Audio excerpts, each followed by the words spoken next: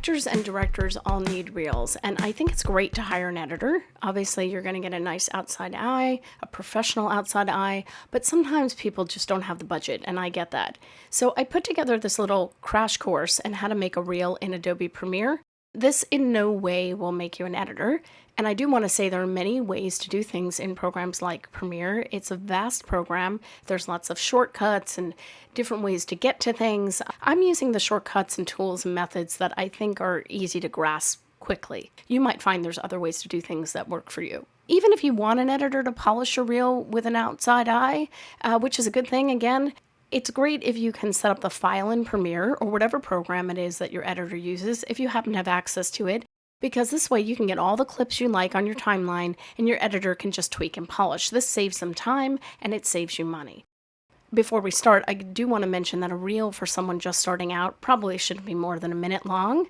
If you have more footage and you've been doing this a while, keep your reel under 4 minutes. Frankly, under 3 is ideal. You really don't want something longer than that. There's just no reason for it. Nobody's going to watch it. Okay. If you don't have access to Premiere, what I'm showing you can be done in any editing program. It's just a matter of figuring out where the tools are. And actually, at the end of this video, I'll show you a quick overview of how to do this in iMovie. So on screen, I have my director reel open in Adobe Premiere. If you want to watch the reel, that's great. I'd love for you to. You can see it on my website, sherryberman.com. But for now, let's just take a look at how the timeline is set up, okay? I have clips of my work on the timeline. Those happen to be in blue. That's just the way I've set them up. It's actually the default setting because I just don't really care. And then I have text. So the text pieces are in pink. That's the default color for that. You can change these colors again if it really bothers you. You can see here I have quotes from reviewers above my video. I'll show you how to do that. If you have quotes, you definitely want to put those in, use those quotes. But if you don't, that's fine. You don't need them for a reel. They're not required. If you're just starting out, don't panic. Don't worry about it.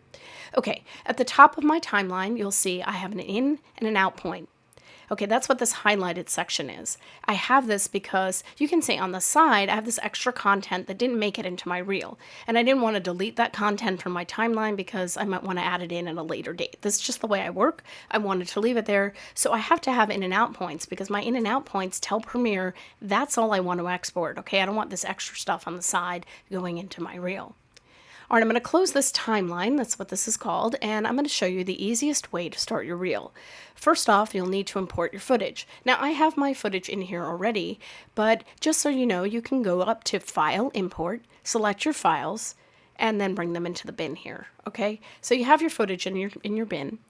And to get your timeline going, the easiest way to start out, if you don't understand all the settings in Premiere and to avoid having to set things up and put in technical details, just drag a clip onto the timeline. Okay, when you drag a clip onto your timeline, it'll automatically set the timeline to the settings you need. So you won't need to worry about doing that. It just knows what the footage is, it looks at it, and it sets it up to be the right size, the right resolution, the right everything. Just don't worry about it. All right, before I drag in my clip though, I want to make sure that I have a section mark that I want to bring in because this is a feature-length film and I obviously don't want the whole film in my reel. That would be ridiculous. So I'm going to mark in and out points, again, in and out, your friend, to indicate what I want to bring into my timeline. Now there's all sorts of shortcuts to use in Premiere, but the easiest way to do this, okay, is that you click the I on your keyboard for in or this little button here, okay? If you hover over buttons in Premiere, by the way, it'll show you all the shortcuts. For out, I can click O on my keyboard, or again, I can just press this button. All right, so to bring the clip in, I actually go to my bin and pull what looks like my whole film onto my timeline. But because I've told it I only want this clip, it'll just pull in that section. So I have a clip on my timeline. Now my timeline went ahead and named itself for the clip because it said, hey Sherry, I don't have a name, I'm just going to use this. So you probably want to rename that, otherwise you're going to get confused. Now, I'm going to show you another way to select a selection of a film, right? Because maybe you have a short film, all right?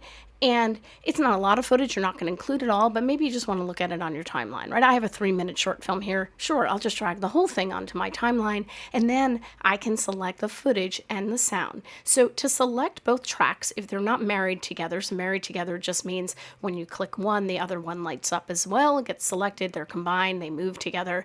You'll want to hold down your shift key, and so you can select each one, or you can drag and select. And then I'm just going to pull the edges here in by clicking and dragging on each side with my mouse. And then to get rid of the space in between, I'm going to select the space between my clips and hit delete on my keyboard. Okay, now I have 2 clips in a row. Yay, go me. All right, now let's say these are all the clips you have, all right, and that's all you're going to use just for the sake of this tutorial, and you realize you want to cut the first clip down. You can find the spot where you want the clip to end. Okay, select the razor tool or click C on your keyboard, C for cut, that's why it's C and not R for razor. R is used for something else, we won't get into that. All right, you C for cut, or again, just click the tool. It's okay to click. I know everybody says you have to use shortcuts, but you know what, use what works for you. And then you'll hold the shift key to cut the clips, because if you don't hold the shift key, it'll only cut the part you're hovering over. You want to cut the video and the sound. So we're holding our shift key, we'll see the razor becomes a double razor, and then we'll click. Then we'll switch to what's called the selection tool, which I like to call the arrow tool because it looks like an arrow. You can also press V on your keyboard, okay, either way. And then we're going to drag and select what we no longer want on the timeline and press delete on our keyboard. Delete is our friend. And again, select the space and click delete on your keyboard. So you're going to keep adding all your clips till you're done. You can reorganize clips in your timeline by dragging them around. Just click, drag to select and move them around so it's easy to change the order. And then before your reel is complete, you need to add your text. You need text at the end that at least says your name. And most of the time you post on your websites. You may want to put your website on there. You may not want to put your website because it's on your website. But in case you just send people a YouTube link or a Vimeo link, you may want to have that in there, and certainly your email and so on.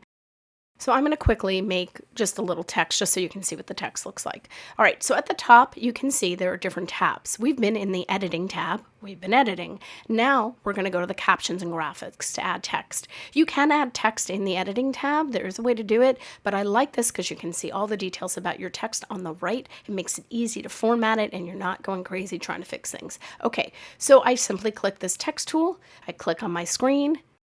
This is where my reel preview is, and I start typing.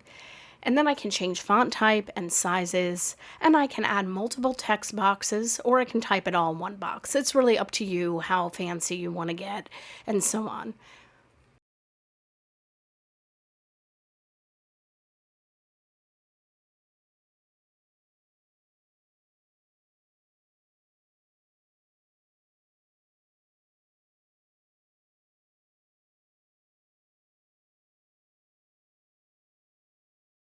Then you'll want to add a dissolve so your text comes up nicely. So to find the dissolve, that's an effect, right? So you're going to go to the effects tab, ta-da, and drag on the dissolve transition, which is found in the video transitions folder. You can change the time by double clicking here. Please note this time is in seconds and frames. You'll probably want 12 frames on each end of your text. That's about half a second. All right, this is a short thing. We don't need these long dissolves, right? And then you can go back and also add text on top of your timeline to get those quotes in we talked about earlier. And also, by the way, you can change font color to make things more readable. You can make it italic, whatever it is you want to do.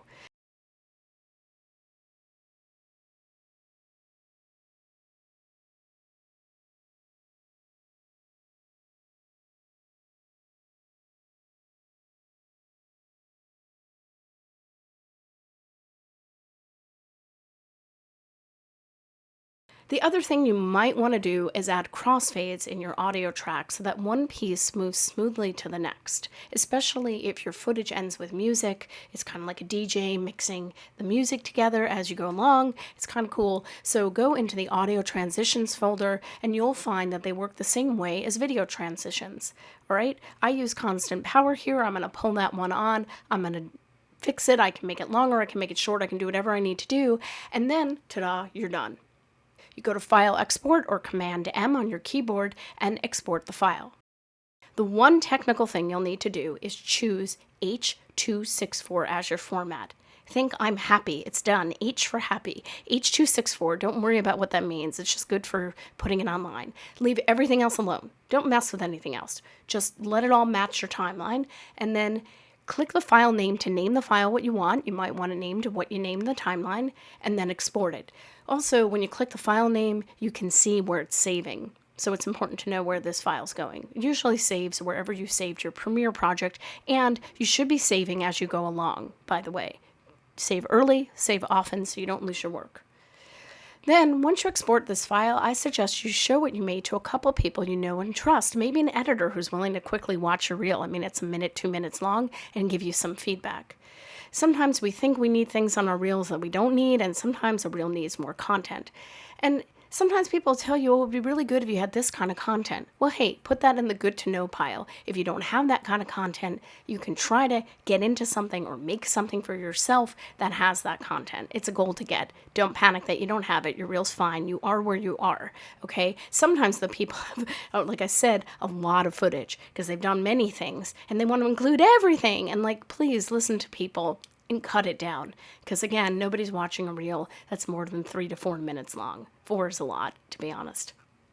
Okay, so just so you know, if you don't have Premiere and you're not bringing it to an editor, a lot of editors use Premiere, sometimes they use other software, but Premiere is a very common one, but you're doing this all yourself, and you're like, Sherry, I don't have Premiere, I can't afford Premiere, can't afford toothpaste. I get it. So you can do all of this in iMovie. So just start a new movie project in iMovie, import your files, drag your clips onto the timeline. Okay, command click. So you want to bring up the menu. So if you're on a PC, you can right click, but on a Mac, you're going to command click and bring up the menu and select split clip to cut clips up. Delete anything you don't want, just as you did before. And you can add text using pre-formatted text things. Okay, so the thing about iMovie is it's limited in the sense that you can't tweak things as much in detail as you can in Premiere, but if this is what you have and you just need to get some footage up on your website, look, if you're an actor, nobody's looking at you expecting you to be a great editor, okay? You want to get your footage up. Obviously, the nicer your reel looks, the more professional you look, so when you can afford an editor or afford a better editing program to learn how to do this in, go ahead and do that, but you are where you are. You're on a journey, and that's fine.